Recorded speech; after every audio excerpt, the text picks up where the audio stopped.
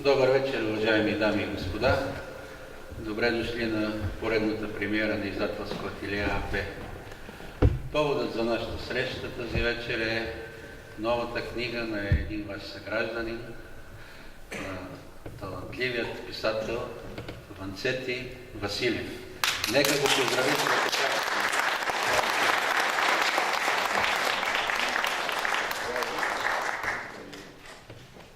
Добре дошли на всички. Благодаря ви, че дойдохте.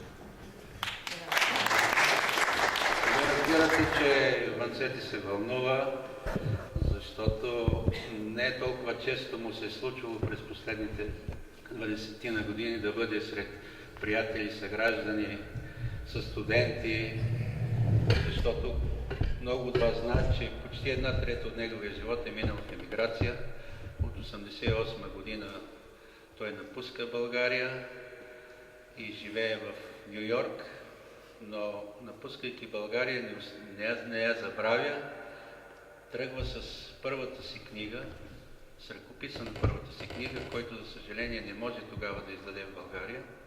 Но слава Богу, времената се промениха и в началото на така наречената демокрация, връщайки се в България, той издаде първата си книга "Семената на страха". И това, което искам да добавя за тази вечершната среща е, че ние направихме второ издание на "Семената на страха", една великолепна книга, която, въпреки че има много автобиографично в нея, има и много художествено и я прави като една сериозна книга, писателска книга в рамките на нашия преход. Да стане така, за да издадеме за втори път тази книга, беше една среща между мен, автор и поета Борис Христов, който е редактор на първата книга. И в разговора се оказа, че първото издание Ванцети е взел със себе си в Америка и то е било разпространено сред българската емиграция не само в Америка, но и в Европа. Така че голяма част от българските читатели не са се запознали с първата книга. Почитателите на литературата ще се изненадат и от паралелни прочити на литературни творби. Есетата "Дядо Йорго" и "Дядо Йоцо" и "Българският новелист", от остроумните анализи на творби от Георги Марков и Йордан Радичков. Тук присъства и документалният разказ отблизо за атентата от 11 септември, в който в типично постмодернистичен стил, редом с основния разказ на автора, са вплетени разказите, интерпретации на мнозина очевидци от близкото обкръжение на Ванцети Василев. Разкази от Ню-Йоркската библиотека е книга, която поставя множество актуални за съвременния свят и съвременната хуманитаристика въпроси. За проблематичната другост, за разбирането и търпимостта към другия, за сложните дилеми на мултирелигиозното и мултиетническо общество. Опитът за сплитане на две зрителни перспективи, тази от към Отечеството и онази от към новото Отечество отвъд океана, в случая е извънредно плодотворен. Разкази от Ню-Йоркската библиотека е искрена, наситена с много документи и факти, която има какво да каже най-вече на уния, които не са преставали и не престават да търсят истината. Да е честита на автора!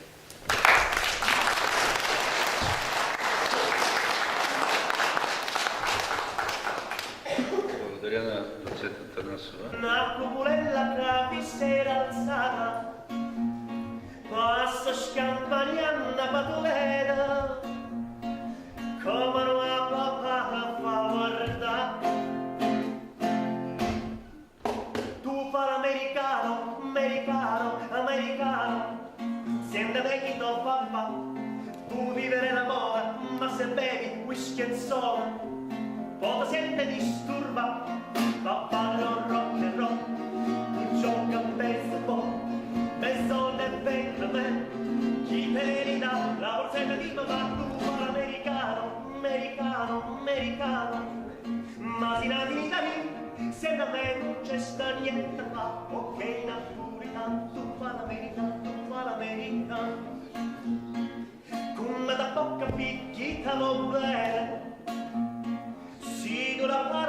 mezzo americano, quando si fa l'amore sotto la luna, come una vena in capo di I love you, e potrà sotto piede la libertà. Capricciatella mia, vattene qua.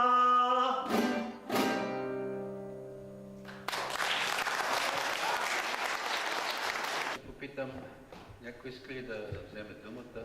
Заповядайте, господине. Много ми е любопитно какъв ще бъде вашия разказ, след като на тая възраст сте дошли тук. И предварително ви благодаря. Драги съграждани, прочетох първата книга, която беше издадена в ръцете. И сега тук се спомена нещо малко за режима, който съществуваше след 9 септември. Да, искам малко да кажа, ако ми позволите, какво представяха болшевишките концлагери след 9 септември. Първото нещо, когато се инсталираха на власт, грижата им беше да организират 86 концлагери затвори в България. И там набутоха всички, така се каже, другомислящи от тях. Даже тези, с които беха първо в съюз с Земеделския съюз, зеленари, социал-демократи, и те ги сложиха там. Така че, когато искаха да скрият тия хора, които беха пръснати по тия 86 концлагери затвори, ги събраха в Белене.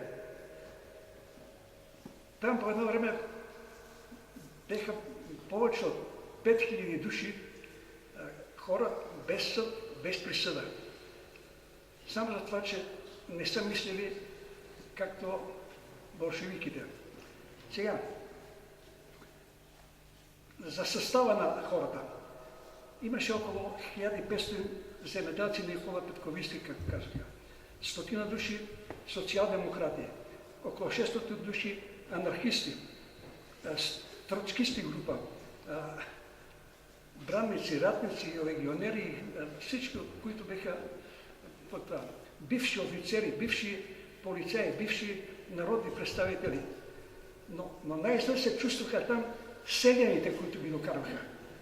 Тия селяни, вината им беше това, че на някой взели кончето, той недоволствал, айде там за една петхилетка, на друг взели козичката, волчето и т.н. Така че тия хора се чувстваха най-неправдави, особено селяните. Но тук след промените 1989 година се писа, че много са убити с колове, с убити, така иначе. Там по-малко бяха убити, както с колови разстреляни, отколкото хора, които измряха направо от глад. Нямаше нещо там, което да не се еде. Като почнеш куче, котка, змия, жаба, таралеш и костенурка, стига да му се случи на човек, така да се каже, да намери там из острова. Бех се стигнал до положение, че като видиш скакалец, слагаш го направо в устата, само да се оцелее хората, какво ли не правиха. Така че тия неща, младите хора особено, не ги знаят, па и възрастите не знаят кой ги знае. Така че това е по този въпрос. Ако искате повече да ви разказвам, има за какво се разказват разни случаи с това, но това е. Гладът беше най-страшен в този голем остров там. Сега други състав какви имаше? Имаше гърци партизани, които беха от армията на Маркос, които беха разбити в Грамос там, които беха да знае тук. И едни ги изпратиха по Съветския съюз, други на други места. Но остава една група, която пожелала да се върне в Гърция. И тези момчета ги докараха там около 200 души И на нас на 3 месеца изпратят по едно колече с храна, но на тех няма кой да ги изпрати. И те не по-малко от половината просто така си пукнаха от глад.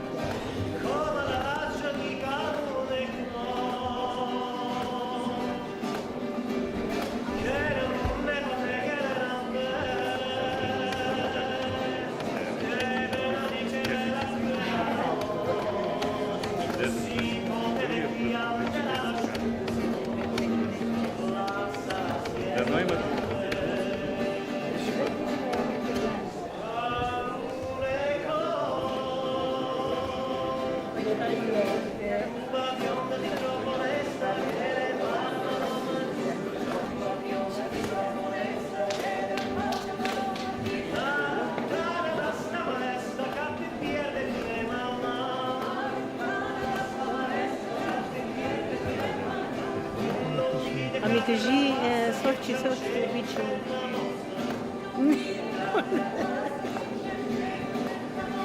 Обясни ли се приготвиш и съм